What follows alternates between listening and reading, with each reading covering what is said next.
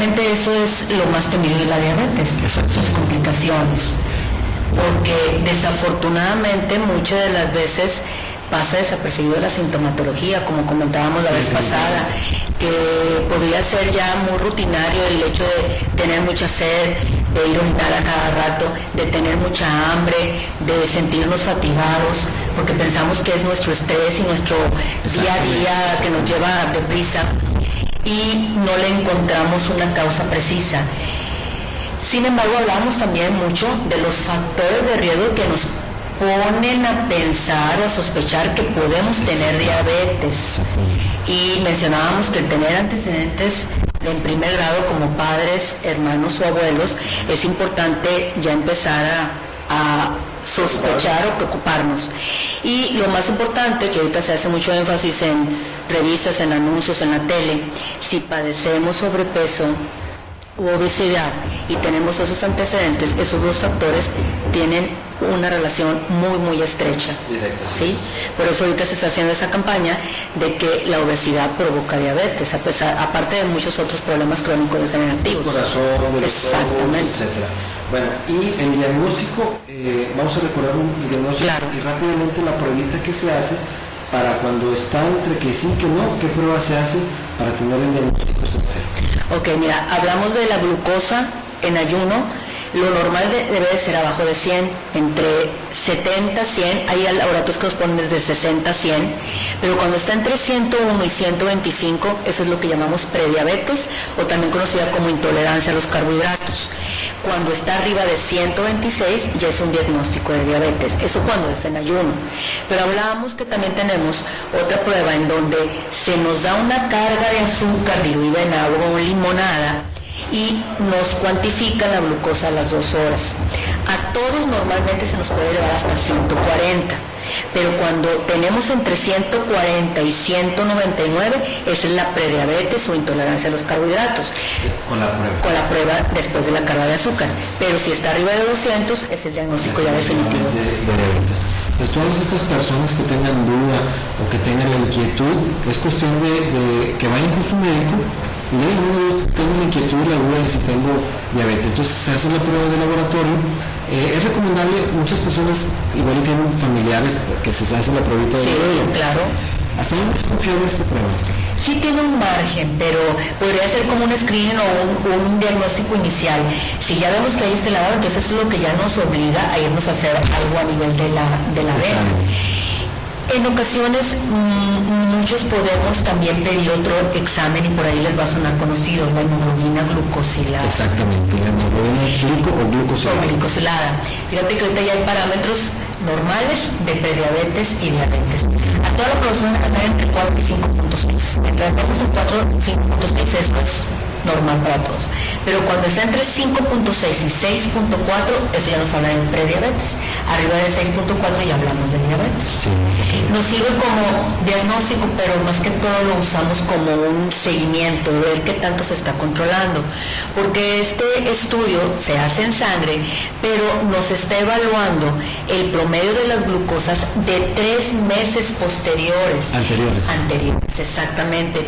¿Por qué? Porque no hay que olvidar que cuando nos tomamos la glucosa en ayuno, es la glucosa de ese momento, pero no sabemos qué está pasando durante todo el día. Exactamente. Entonces, la hemoglobina glucosilada nos hace un promedio de todas las glucosas anteriores, de 3 meses anteriores. Y es una forma de no engañarnos nosotros mismos, porque podemos a lo mejor cuidarnos un poco, decir ya pues me voy a cuidar con la alimentación, vamos al laboratorio y salimos excelentemente bien. Y con esta prueba nos da el promedio de 3 meses hacia atrás en el tiempo, de tal manera que nos confirma si con lo que nos cuidamos, ok, a lo mejor nos ayudó, pero esa prueba nos dice que realmente sí estamos en riesgo de padecerla. Y esto con el afán no de descubrir alguna travesura que alguien quiere hacer para salir bien cuando está mal, sino todo lo contrario. El objetivo de esta prueba es identificar a las personas y actuar antes de que haya las consecuencias de la diabetes, que suelen ser bastantes. Definitivamente, fíjate que el factor número 1 para que se retrase el diagnóstico es el miedo. O sea, el temor a que nos digan el diagnóstico, esa palabra tan temida que es diabetes.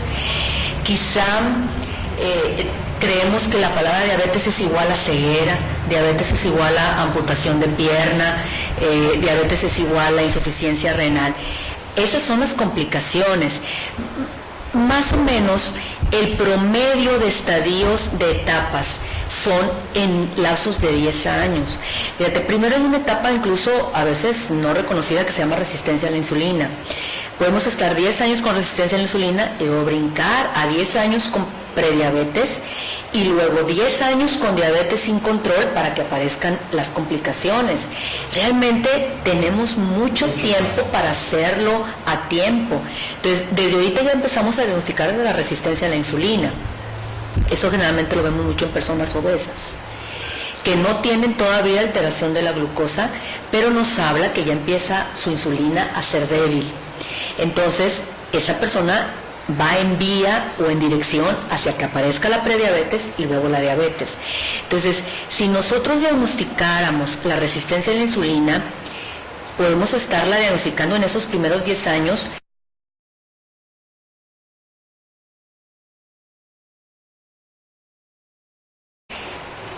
...10 o 20 años antes de que aparezca la diabetes. Entonces, qué mejor que lo pudiéramos detectar muy a tiempo para darnos la oportunidad de corregir.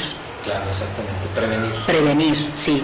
Porque, si bien es cierto, aquí la causa, que ya también está muy bien esclarecida, en muchos de los casos es genética. Nosotros podemos haber heredado el gen de la diabetes, pero ese gen nosotros podemos provocarse que se manifieste temprano o tardío.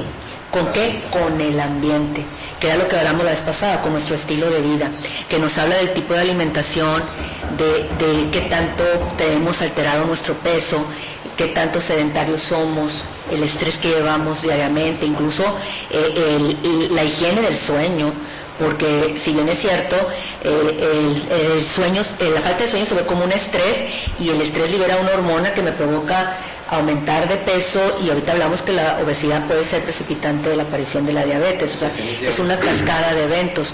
Entonces, pues si nos da la oportunidad ahorita los medios médicos de darnos cuenta desde antes, hay que esperar a que ya tengamos el diagnóstico y cada vez estar más cerca de una complicación. Y bueno, y si lo identificamos a tiempo, ahorita hay medicamentos que se dan en forma preventiva, profiláctica, cuando se sospecha, de tal manera de que corrigiendo un poquito nada más nuestra alimentación, inclusive yo en lo personal también tengo pacientes que con solo que bajen 3 kilos ya hay un cambio. Bastante, fíjate, o sea, la literatura dice que con un 5% de peso que se baje, ¿sí? Si estamos hablando de un paciente que pesa 80 kilos, el 5% son 4 kilos. Con eso ya hay cambios y sí se ven, o sea, los vemos patentes en el laboratorio, lo vemos en la toma de presión arterial, o sea, ya empieza a haber cambios.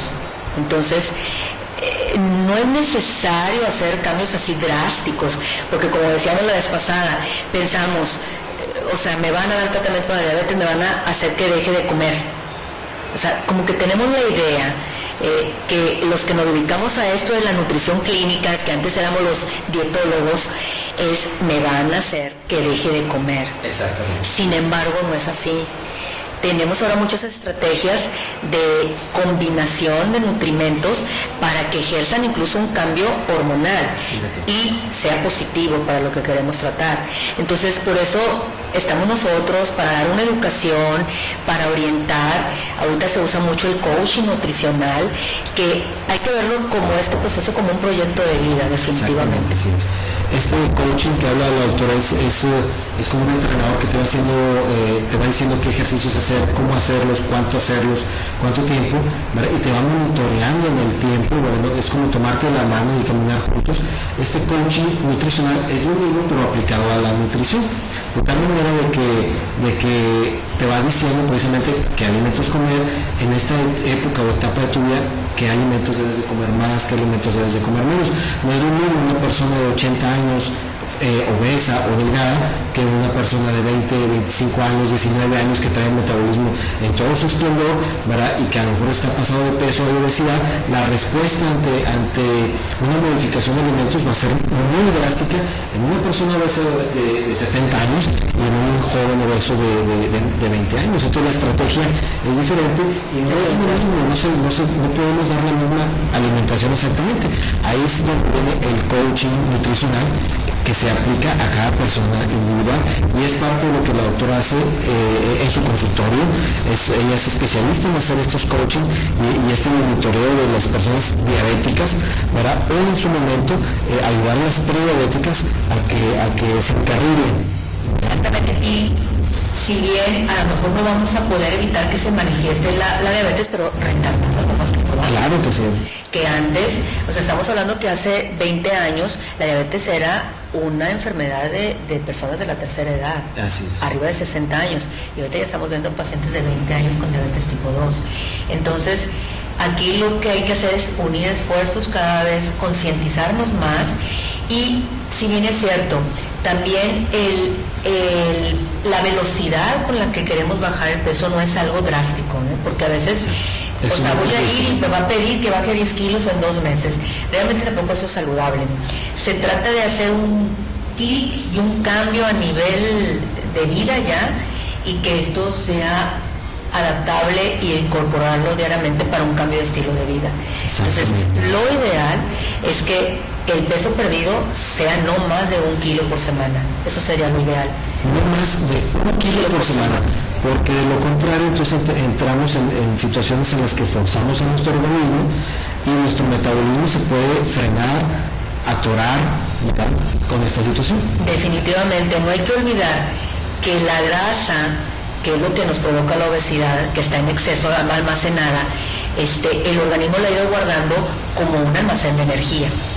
En el momento en que nosotros se lo quitamos bruscamente, él va a reaccionar tomando medidas en amortiguaciones del metabolismo, y lo va a hacer más lento para ya no perder. Exactamente. De hecho, la historia se ha realizado, hay mucha investigación al respecto, y se ha descubierto que en realidad los genes de los seres humanos están programados precisamente para salvaguardar la sobrevivencia del ser humano en la Tierra. Entonces, ¿qué tiene que hacer para eso? Dejar un gen instalado para que trate de absorber y guardar toda la grasa que se pueda, todos los azúcares que comamos, todas las harinas, todas las pastas, todas las galletas, tortillas de más, frijoles, etc. Todo lo que esté de más, el hígado en el cuerpo lo convierte en grasa, para así guardar, tener este resguardo, porque si llega a haber hambruna, guerra, alguna situación en donde no haya disponibilidad de alimentos, ¿quiénes son los que se supone que van a sobrevivir? Pues los gorditos, o los que tienen más reserva. Pero como aquí en México, gracias a Dios bonito, no tenemos este tipo de situaciones que tienen otros países como los que ahorita están en guerra, pues entonces empaquete todo. Pero bueno, ahorita seguimos hablando aquí en Saludable TV de este tema tan interesante y con otros temas colaterales para que nos lo explique el doctor. Claro que sí. Vamos a un corte y regresamos.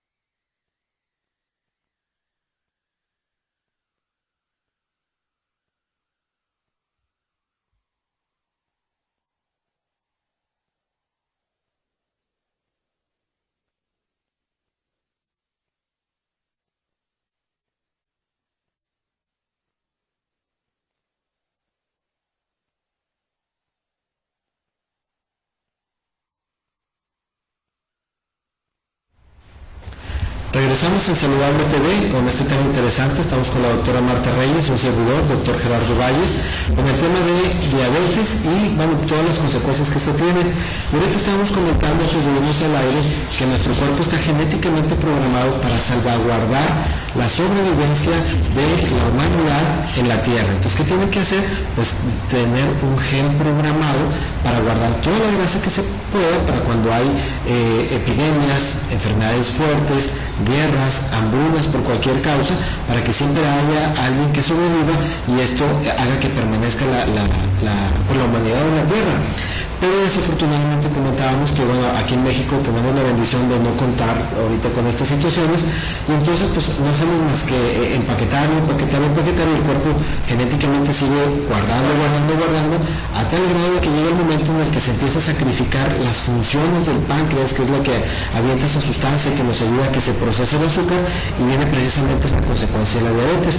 Como la doctora lo mencionaba, con el ambiente que viene a complicar todo esto, que es precisamente las costumbres que tenemos donde nuestros papás nos decían, cómete todo lo que está en el plato, porque si no, no te levantas de la mesa. O porque hay muchos niños que no tienen que comer. Y tienes que darle gracias a Dios y te lo tienes que comer todo.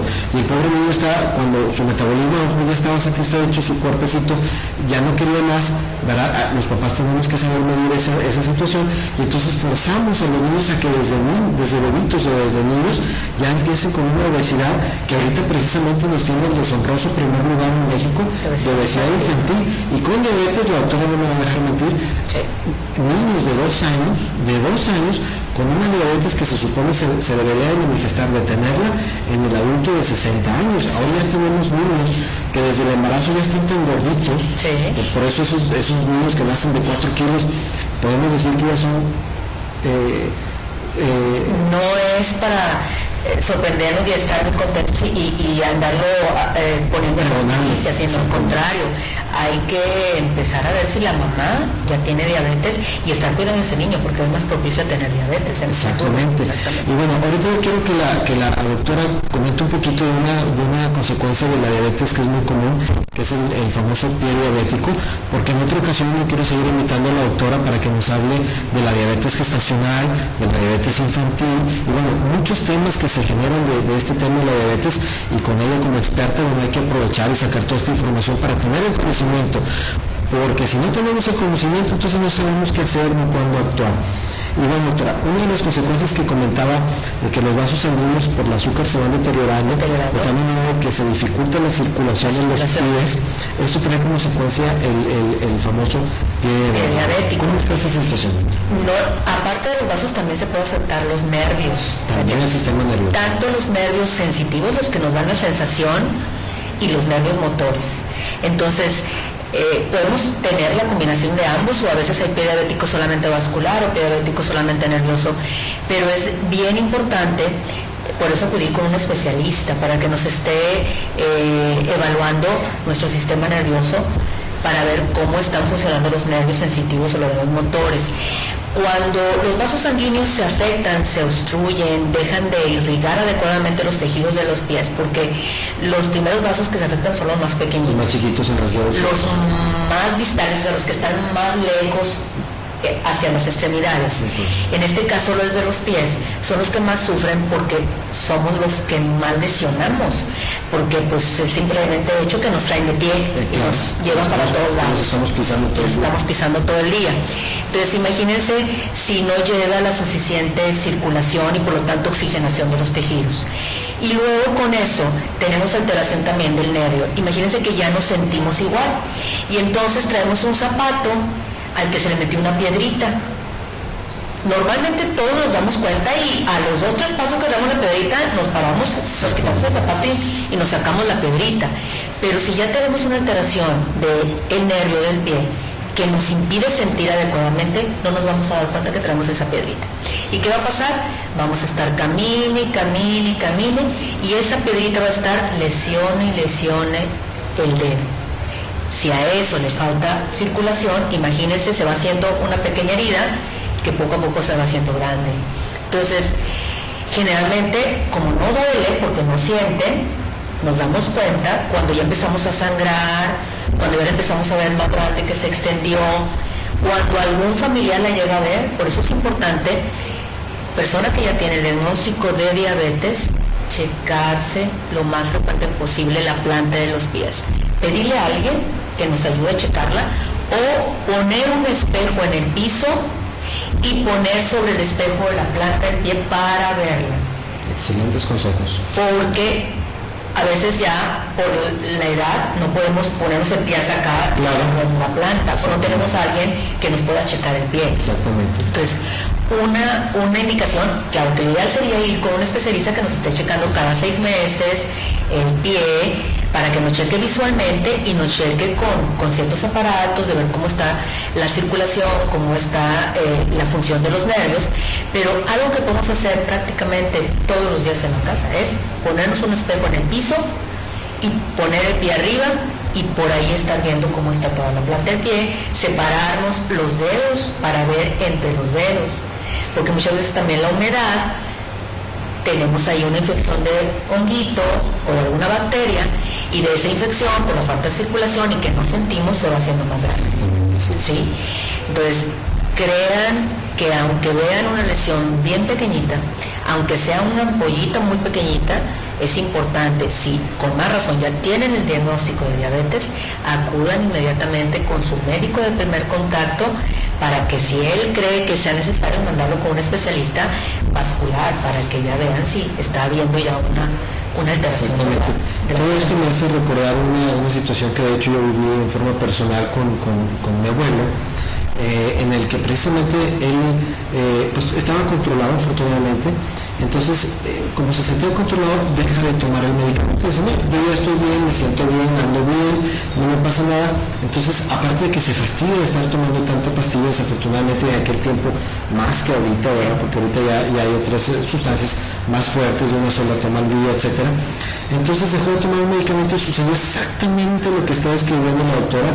Nos dimos cuenta de que su piecito andaba mal porque ya traía una mancha negra en la parte donde se hacen los callos.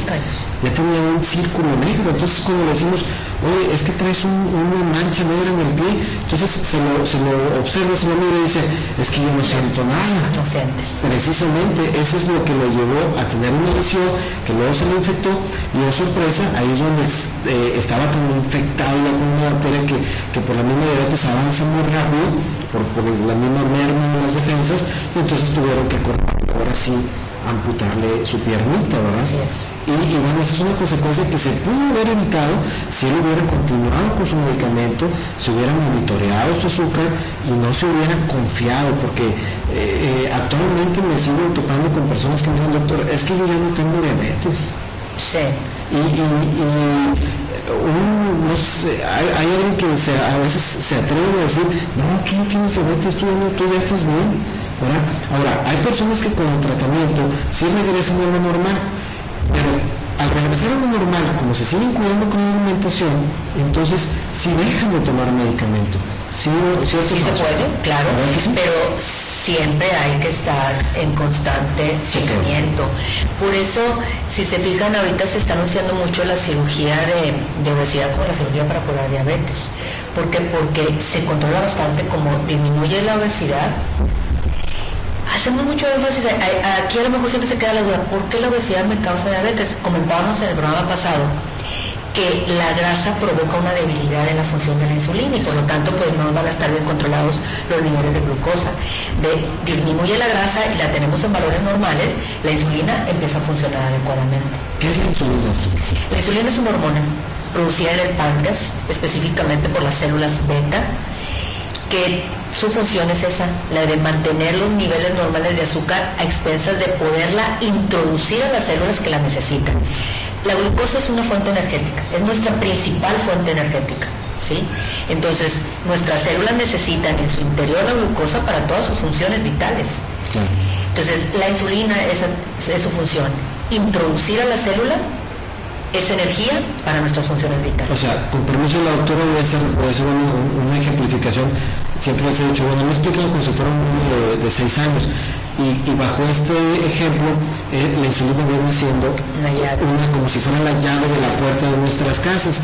Entonces viene, para todas las personas que conocieron los carritos de nieve o las paletas que están pues obviamente con mucho azúcar, imagínense que los paleteros les avientan sus paletas o conos de nieve a su casa pero no entran, ustedes no pueden agarrar ese cono de nieve porque la llave, o sea, la insulina, no abre esa puerta, no la ha podido abrir para que entre ese chopo que viene en el carrito, esa nieve. De tal manera que se empieza a acumular en las calles, que en este caso vienen a ser las arterias, y es donde viene la consecuencia porque la llave, que está deficiente, no abre esas puertas y por lo tanto no entra la insulina a cada casa, que en este caso viene a ser cada célula del organismo. Así es, y esa es la causa de por qué sentimos fatiga, a pesar de que la glucosa está muy alta en sangre, ahí está en sangre, pero no está en el interior de las células, entonces no tenemos esa energía suficiente. Exactamente, y el azúcar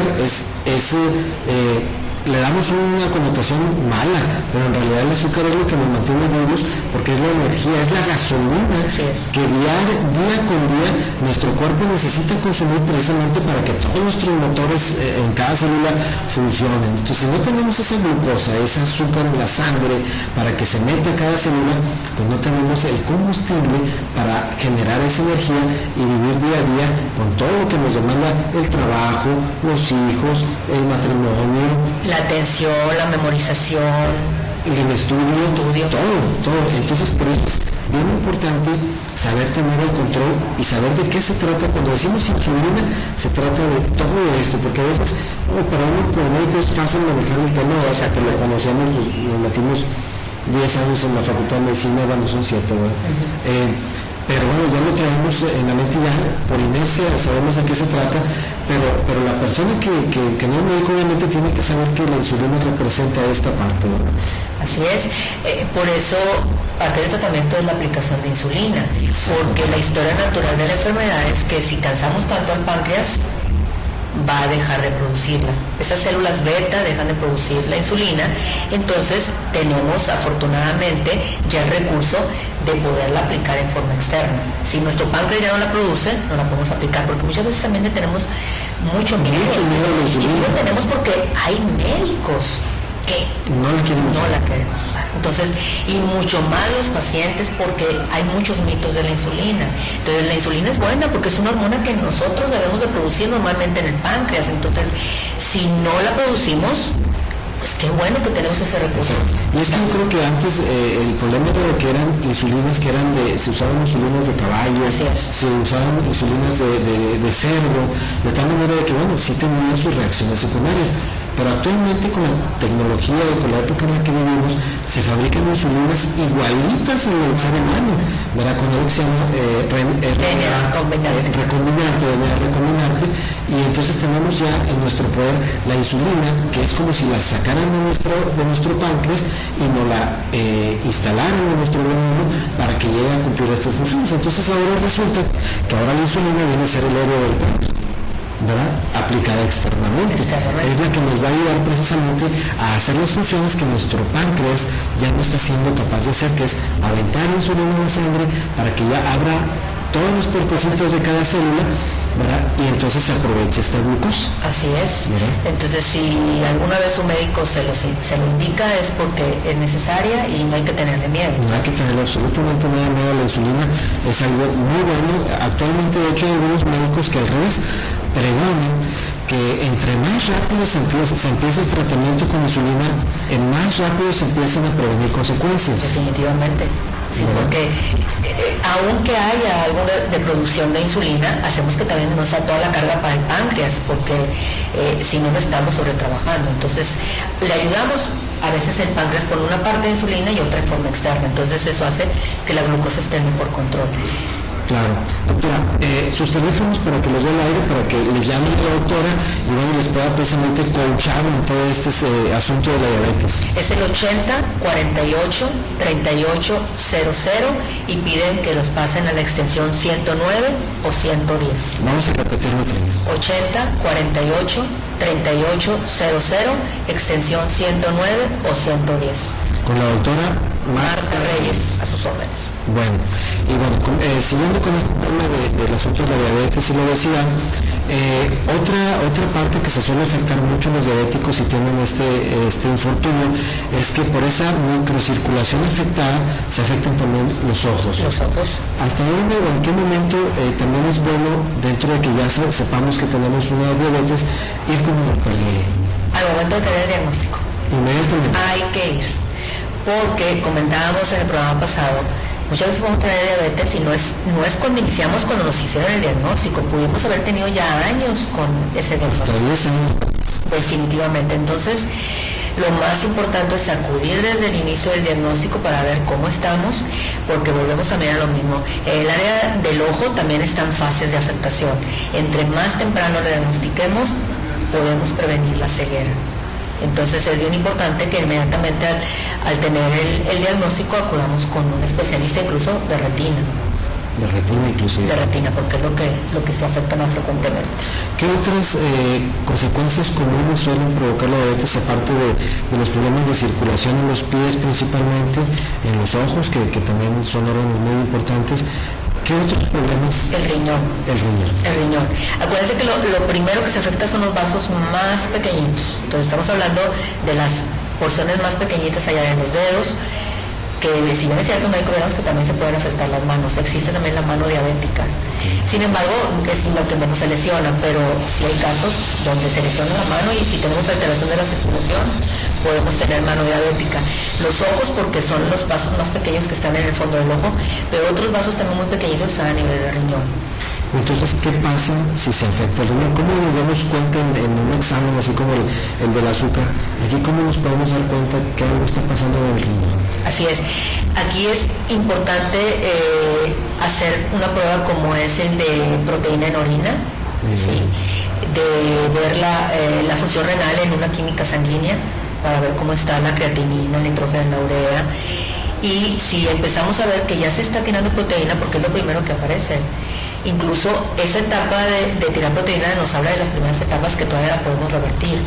Entonces es importante tener el chequeo de ese, y si ya no sospecha, hacer una prueba de filtrado glomerular, o sea, para ver cómo está ya la función más específica, y es donde el médico pide que se recolecte orina de 24 horas y se cuantifica ahí la creatinina y se pide que se haga en el laboratorio una fórmula de filtrado glomerular para ver qué tanto está funcionando el riñón, para diagnosticarlo a tiempo. Entonces ahí es bien importante que si ya tenemos algún daño inicial, con más razón hay que tener más controlada, y generalmente lo hacemos con la hemoglobina glucosilada que veíamos ahorita. Y cuando ya hay un daño en el riñón, ahí aparte de estar cuantificando y estar muy de cerca el consumo de los carbohidratos, también tenemos que empezar a cuantificar las proteínas, porque el riñón por ahí es donde desecha los metabolitos o lo que degradamos de las proteínas. Exacto. Y es lo que puede estar dañando todavía más, aparte de la glucosa.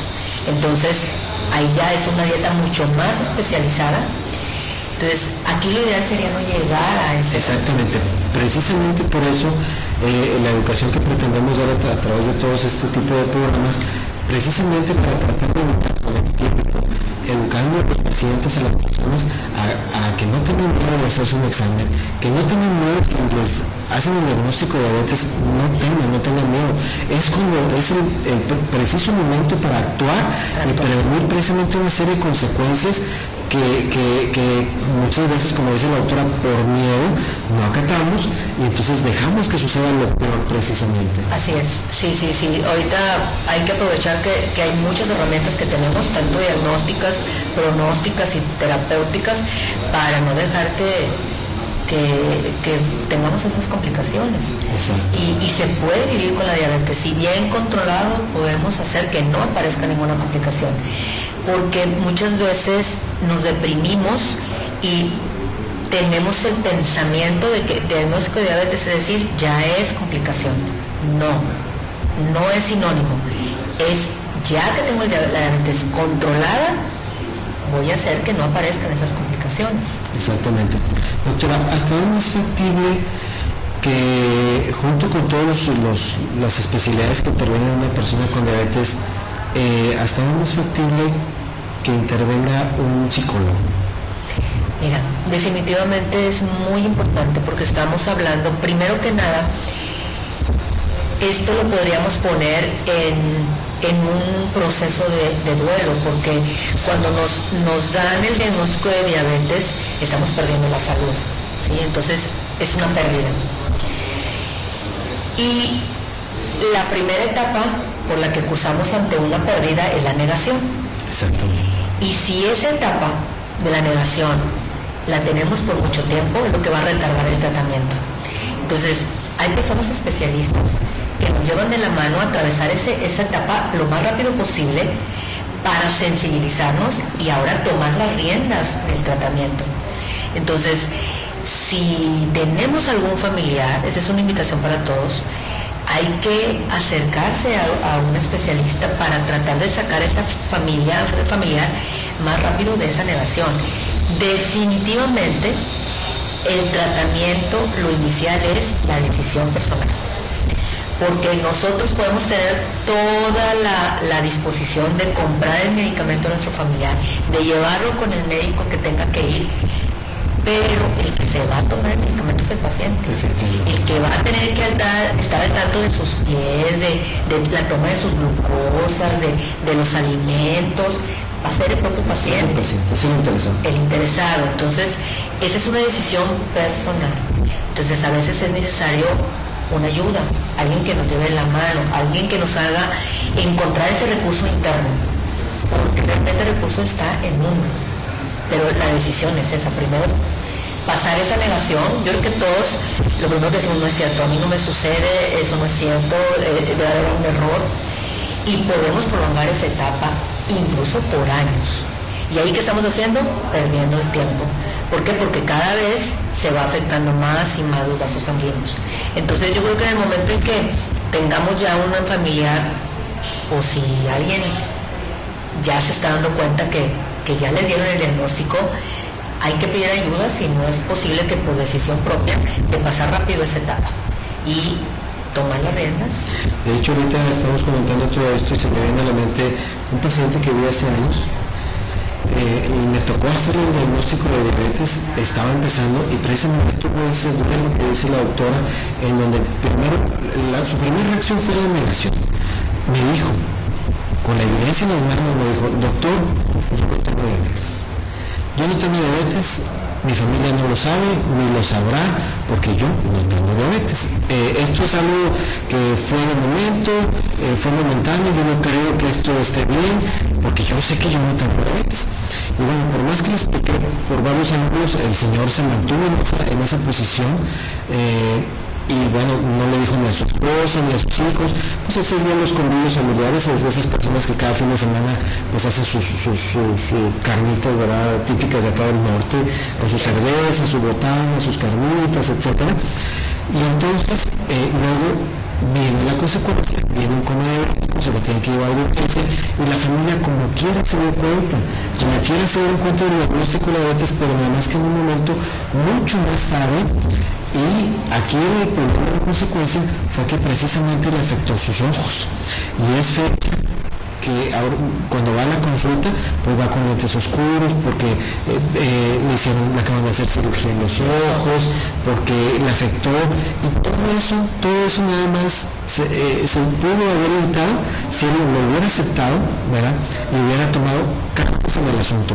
Me gustaron mucho las palabras que usó la doctora, ese recurso interno. Excelentes palabras, ese recurso interno se llama voluntad, ¿verdad?, y conciencia, y entonces tenemos que usar nuestros recursos. O sea, la voluntad ahí está. Muchas veces tenemos la voluntad, pero no la usamos. Así es. Como tener un Lamborghini ahí afuera de la casa, y decir: no, ¿para qué lo uso? No quiero usarlo, no quiero que me lleve a ningún lado. Y ahí está, solamente es de tomarlo y llevar el acto de hacerlo, pues. Entonces es bien importante que, como dice la doctora, usemos ese recurso interno y no nos dé miedo ir haciendo nuestro chequeo. Una persona, vamos a decir, a partir de qué edad debe hacerse un chequeo, ya sea anual o 2 veces. Ahorita se está poniendo como más general de 40 años. Sin embargo, si tenemos factores muy fuertes, como decíamos, si ya tengo papá y mamá, si tengo una obesidad desde la infancia, si estoy viendo que me fatigo, veo que tomo mucha agua, que orino a cada rato, entonces es importante hacerlo desde antes, porque ahorita ya estamos diagnosticando jóvenes de 20 años con diabetes, incluso niños. Yo tengo pacientes ahorita de 11, 12 años con prediabetes. Entonces es importante, si ya vemos muchos datos que se van uniendo como factores de riesgo, acudir. O sea, es un piquetito, o sea, no, incluso es un estudio muy económico el hacernos la glucosa en sangre, y con eso podemos hacer un diagnóstico muy temprano, definitivamente. Y pues no tenerle miedo, porque es lo que queremos, evitar la presencia de estas complicaciones. Ahora, dentro de un check-up que querramos hacer para checar no solamente la diabetes, sino otros factores como los colesteroles. Así es. ¿Cómo se llaman estos estudios? Generalmente es el perfil bioquímico. Perfil bioquímico. Porque ahí vemos función renal, función hepática, electrolitos, glucosa. Entonces nos habla de un panel así muy general de todo lo metabólico. Y no olvidarse también que es importante también estar monitorizándose la presión arterial, porque también igual a veces es silencioso, incluso es denominado como el asesino silencioso, porque muchas veces no se siente nada y podemos traer la presión muy alta. Entonces es un factor que todavía le aunamos a que si hay daño arterial por la glucosa y aparte hay daño arterial por la alta presión, pues ya son dos factores que nos van a precipitar a que más temprano tengamos las complicaciones, porque al final de cuentas los dos van y afectan los vasos sanguíneos. Exactamente. ¿Verdad? De riñón, de ojos, todo, de pies. es exactamente igual, las mismas complicaciones. Entonces es importante estar monitorizándose tanto presión arterial como estar su perfil bioquímico y su peso. Es aquí bien importante, porque así como no podemos decir creo que traigo la glucosa en tanto porque así lo presiento, o sea, sino que tenemos que ver el numerito objetivamente. También los invito a que se evalúen su peso objetivamente, porque muchas de las veces tenemos una alteración de nuestra propia percepción y nos acostumbramos a vernos y a sentirnos así y podemos tener sobrepeso. Exactamente. Bueno, repetimos antes de irnos a un cortecito, aquí en Saludable TV, otra vez sus teléfonos, doctor. 8048-3800, extensión 109 y 110. Vamos a un corte, regresamos. Saludable TV, gracias.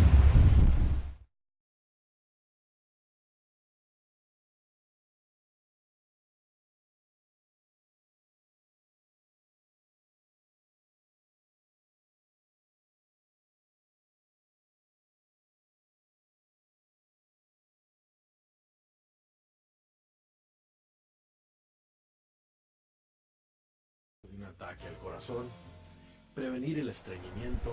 Hola, ¿cómo estás? Habla tu amigo Dragón de Nuevo León. Te invito a que sigas toda la barra de Saludable TV, donde vas a encontrar diferentes temas, donde vas a aprender a tener una salud saludable, cómo mantener tu figura, tu forma, tu salud de manera contundente y muchos temas interesantes. Te invito a que te quedes Saludable TV. El sistema inmune puede Gracias. detectar organismos dañinos para el cuerpo.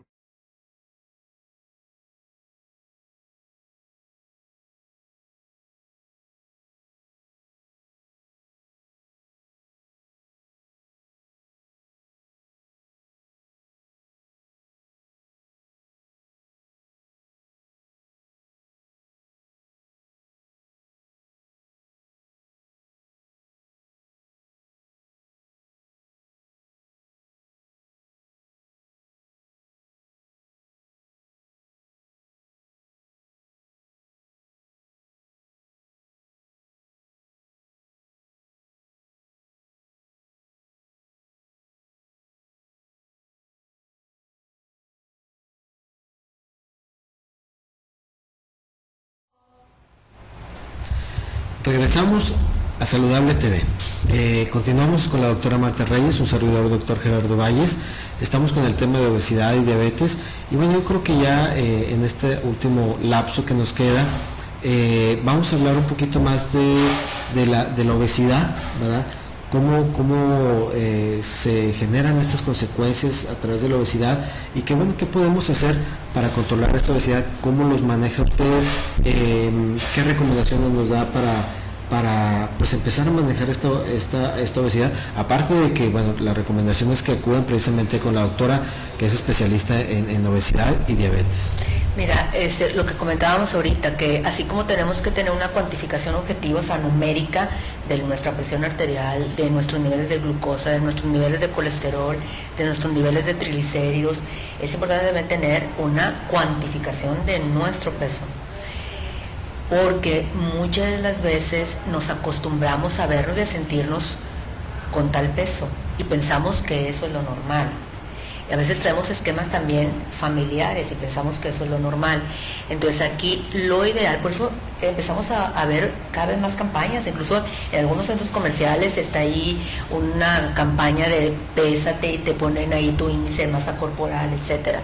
Entonces es bien importante tener primero un diagnóstico objetivo. Y si ya nos están poniendo un sobrepeso o una obesidad, no dejarla también muy a la ligera. Ahí también existe mucho lo de la negación. Y no me vas a dejar mentir que acabamos de ir a un congreso Obesidad y Mente, en donde se han hecho ya estudios de alteración de la percepción personal y de las mamás hacia los hijos. O sea, sorprendente que las mamás ven a sus hijos con un peso normal y sin embargo están muy, muy elevados del peso ideal. Entonces aquí mejor, para evitar el supongo, el creo, mejor no está de más ir a decir, o sea, evalúame cómo estoy. Yo creo que sí hay algunos datos que siempre nos hacen sospechar, pero volvemos a lo mismo, lo vamos dejando a un lado. Ya me aprieta el cinto, ya no me puedo agachar con la misma facilidad. Entonces es importante hacerle caso a esos datos para mejor ir a hacernos una evaluación objetiva con una persona que se dedique a eso, que nos pueda dar un diagnóstico tanto del peso con respecto a la estatura, de qué tanta elevación de grasa traemos, porque eso es por edad, por estatura, por género, tanto hombres como mujeres, eso es diferente, para que nos pueda evaluar. Porque si no también podemos caer al otro extremo. Ahorita también, así como hay mucho problema de obesidad, también hay mucho problema de anorexia, en donde se le teme tanto la obesidad que caemos en el otro extremo.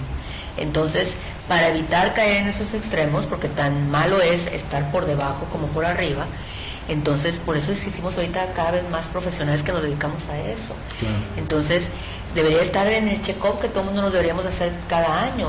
Déjame ir a hacerme un check-up de peso. Hay una formulita que todos podemos aplicar en casa, la vamos a mencionar, es para medir el índice de masa corporal, que esto mide el contexto total del cuerpo y nos dice si estamos en un nivel en el que tenemos obesidad de primero, segundo, tercer grado, o si estamos solamente en sobrepeso, o estamos en lo normal, o inclusive nos dice si estamos en una desnutrición.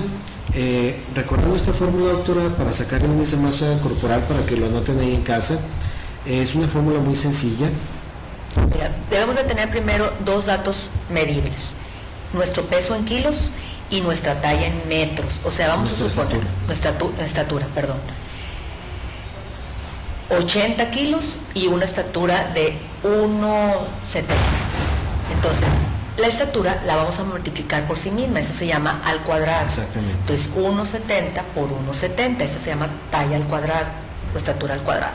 Entonces, ese peso lo vamos a dividir por esa estatura al cuadrado, y eso es lo que nos da un índice de masa corporal.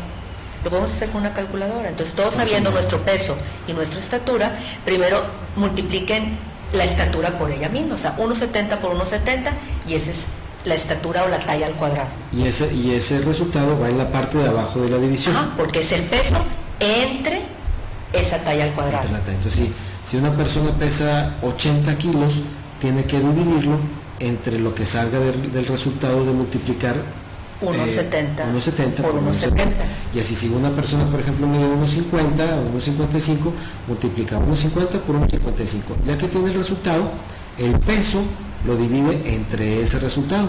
Ahora, si el resultado, la doctora ahorita nos va a decir, el resultado, ¿en qué cifras está normal? ¿En qué cifras ya no está normal? Ok, lo normal es de 18.5 a 24.9. Entre 25 y 29.9 es un diagnóstico de sobrepeso. Entre 30 y 34.9, obesidad grado 1, 35 a 39.9, obesidad grado 2, y arriba de 40, obesidad grado 3. Entonces, bueno, para resumir, ya nos vamos. Si estamos arriba de 25, es sobrepeso. Ya es sobrepeso. Y arriba de 30 es obesidad. Exactamente. Entonces, para que se nos quede más grabado el asunto, arriba de 25 ya alerta amarilla, arriba de 30, alerta roja. ¿Verdad? Y pues bueno, con este último comentario despedimos el programa. Doctor, es un placer que nos acompañe, esperemos nos siga acompañando. Claro que sí, con mucho gusto. Con todos estos temas que estamos pendientes. Y bueno, no me queda más que decir muchísimas gracias por su atención. Nos vemos el próximo miércoles a las 5 de la tarde en Saludable TV. Doctor Gerardo Valles, doctora Marta Reyes, para servirles, que estén bien, gracias.